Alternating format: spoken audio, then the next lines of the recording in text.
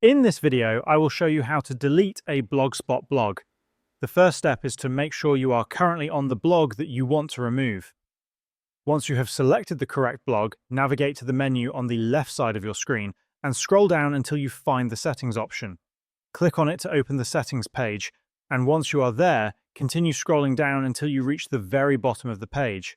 Here, you will find a section called Manage Blog, which contains various options related to your blog settings. Within this section, you will see an option labeled Remove Your Blog. Click on it, and a confirmation message will appear asking if you are sure you want to delete your blog. Select the Delete option, and your blog will be removed. However, even after deletion, your blog is not permanently erased immediately.